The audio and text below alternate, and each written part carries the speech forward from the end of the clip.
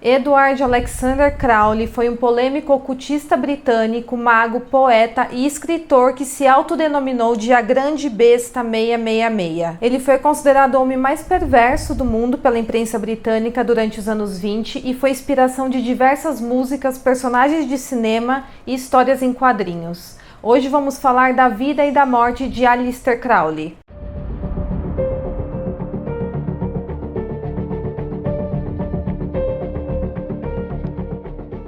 Olá pessoal, eu sou a Giovanni e esse é o canal Caixa de Pandora. Pessoal, eu queria pedir já no comecinho do vídeo para vocês se inscreverem no meu canal, deixarem um like aqui no vídeo para apoiar esse meu novo projeto. O canal ainda é pequenininho, então eu conto muito com o apoio de todos vocês. Aqui a gente posta 3 vídeos por semana com casos e teorias da conspiração. Eu espero muito que vocês gostem, fiquem comigo até o final do vídeo e bora para o caso de hoje. Conhecido como Aleister Crowley, ele nasceu em Warwickshire, na Inglaterra, no dia 12 de outubro de 1875. Ele era filho de Edward Crowley, um engenheiro de formação que nunca atuou na área, porque era um homem muito rico e dono de uma cervejaria que o permitiu se aposentar antes mesmo de Crowley nascer. Já a mãe dele se chamava Emily Bertha Bishop e os pais de Aleister Crowley pertenciam a uma religião chamada Irmãos Plymouth, que seria uma vertente ainda mais conservadora de uma comunidade cristã fundamentalista, onde seu pai costumava ser missionário. Por isso, desde criança, Aleister Crowley foi criado para pertencer a essa religião, então os valores passados para ele desde criança era com base nessa religião e ele era obrigado a ler todos os dias um capítulo da Bíblia. E em 5 de março de 1887, quando ele tinha apenas 11 anos de idade, seu pai morreu de câncer na língua. Ele mais tarde descreveu esse acontecimento como decisivo em sua vida. Ele herdou as riquezas do pai e mais tarde foi matriculado numa escola particular da Irmandade de Plymouth, mas foi expulso por tentar corromper outros alunos. Na adolescência, ele começou a se tornar cético quanto ao cristianismo e cada vez mais atentava e se posicionava contra a moralidade cristã na qual foi criado.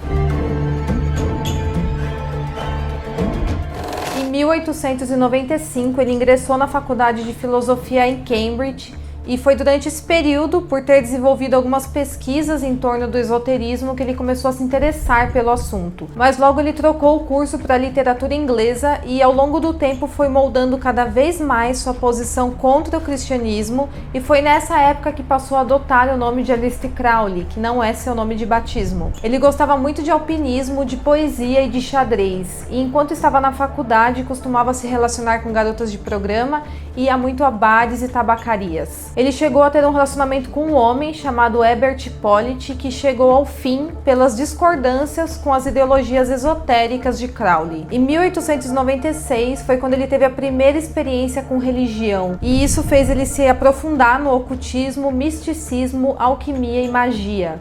Isso ocorreu quando, ao ficar doente, iniciou uma série de questionamentos sobre a mortalidade e a futilidade da vida humana, e então decidiu se devotar de corpo e alma ao conhecimento do sobrenatural e abandonar a faculdade em 1897, antes mesmo de completar a formação. Em 1898, aos 23 anos, Aleister Crowley passeava pela Suíça quando conheceu o químico Julian Baker, com quem começou a trocar informações sobre alquimia.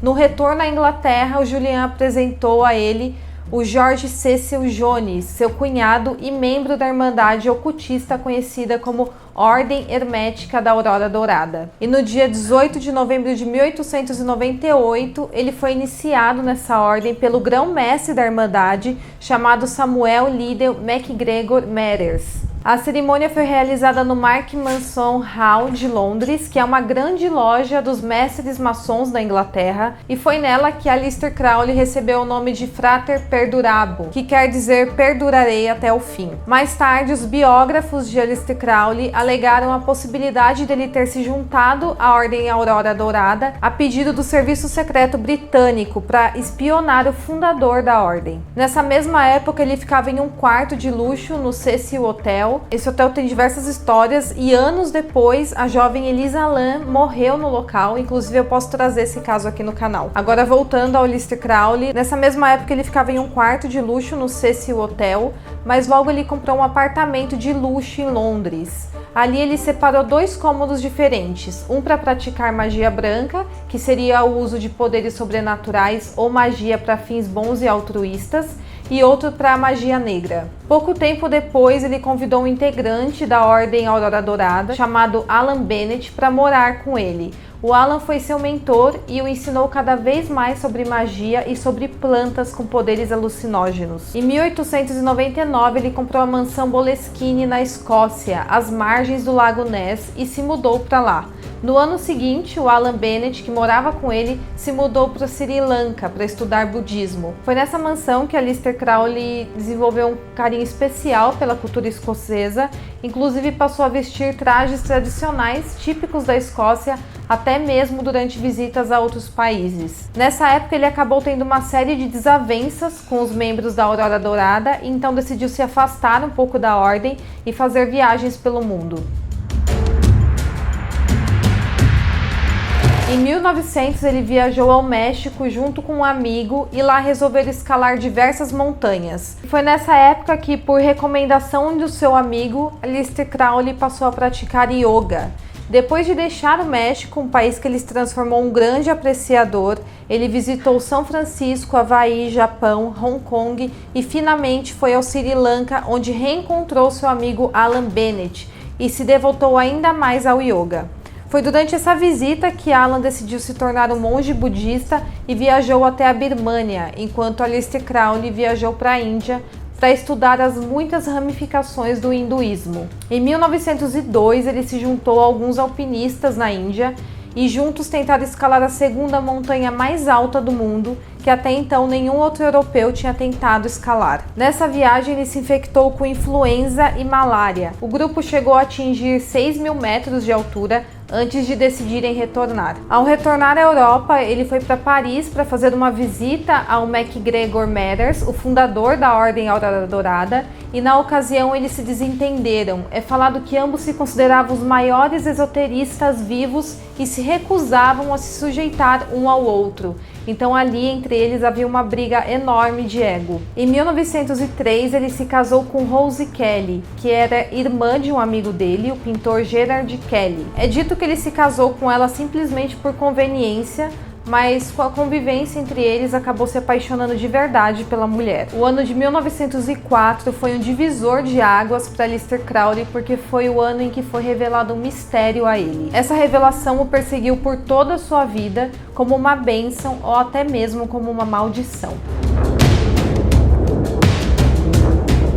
Naquele tempo, ele e sua esposa estavam viajando pelo mundo e em março e abril de 1904, eles estavam no Egito, na cidade de Cairo, em lua de mel, e é falado que mesmo entre as alegrias da viagem de núpcias, Aleister Crowley e Kelly não largavam suas atividades esotéricas. É dito que durante um trabalho de invocação, o deus egípcio Horus falou com Crowley através de sua esposa. O espírito de Horus enviou a entidade de nome Aiwass, que foi quem recitou para ele as palavras do livro da lei, o que viria a se tornar sua obra mais importante e que serviu de base para a religião que fundou, chamada Telema. Crowley ficou chocado com o conteúdo e a força das revelações feitas na ocasião, e segundo ele, as revelações influenciaram eventos históricos, como a Primeira e a Segunda Guerra Mundial, por exemplo. Os livros sagrados de Telema é uma compilação dos mais importantes livros escritos por Aleister Crowley entre 1907 e 1911, que resultaram na fundação de uma nova religião, ou podemos considerar como seita, né? Em 1920, Crowley fundou a Abadia de Telema, um templo na Sicília, na Itália, onde os adeptos da seita praticavam magia negra. Ele também fundou uma escola que oferecia aulas sobre os rituais religiosos. 3 anos depois, um seguidor da seita, chamado Howell Loveday, morreu dentro do templo ao beber o sangue de um gato sacrificado. Por causa disso, Mussolini, o ditador da Itália, expulsou Aleister Crowley do país.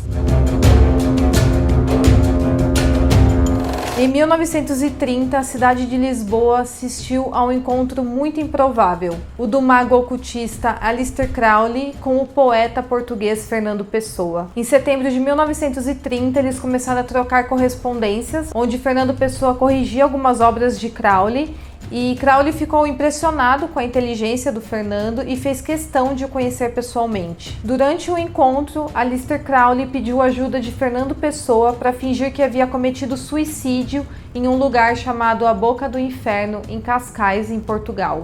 É falado que Crowley queria desaparecer durante um tempo para fugir de algumas pessoas que o perseguiam, então ele fingiu ter cometido suicídio. E em outubro de 1931, ele reapareceu na Alemanha, em Berlim, onde inaugurou uma exposição de pintura. Então, de acordo com as minhas fontes de pesquisas e com tudo que foi exposto nesse vídeo, a gente pode concluir que, para entrar em contato com o mundo espiritual, Aleister Crowley praticou magia negra, orgias e ficou viciado em cocaína e heroína. É falado que nunca fez sacrifícios humanos, apesar de ter ficado com essa fama. É falado que ele também tentou trazer à vida os deuses romanos Júpiter e Mercúrio. Seus rituais envolviam sangue de animais, uso de drogas e longos períodos de atividades sexuais.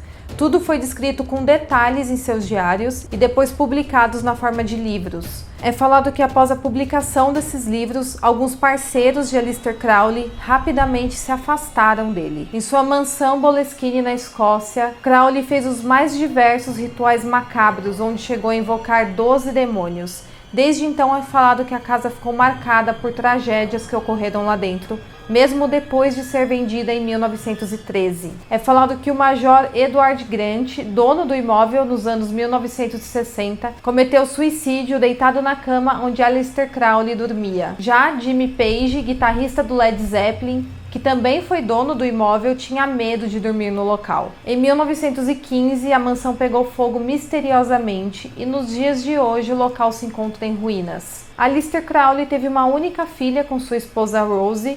A menina tinha o nome de vários demônios, que eu vou colocar aqui na tela porque eu não vou conseguir pronunciar, o nome dela é enorme. E a criança morreu com apenas 2 anos de idade. Ele também se relacionou em Nova York com Alice Richardson, que em meio a um ritual religioso engravidou, mas perdeu o bebê. Uma das frases mais conhecidas de Aleister Crowley é, abre aspas, faz o que tu queres, há de ser tudo da lei, fecha aspas. Considerado um dos maiores ocultistas já existentes, Aleister Crowley faleceu de bronquite crônica no dia 1º de dezembro de 1947, aos 72 anos de idade.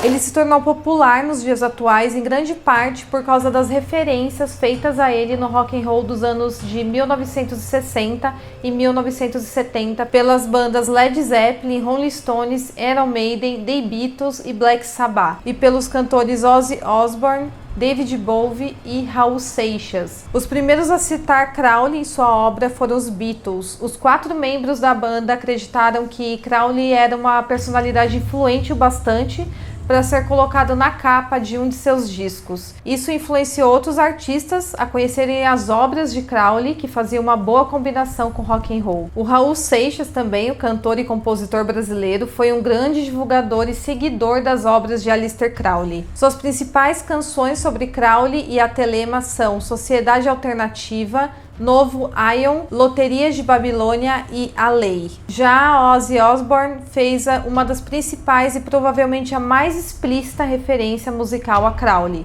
que seria a sua música chamada Mr. Crowley. Ao contrário dos outros músicos, nessa música Ozzy faz uma crítica a Aleister Crowley. Ao longo dos anos, Aleister Crowley também foi citado em diversas séries, filmes, mangás, animes e histórias em quadrinhos. E essa é a vida e a morte de Aleister Crowley.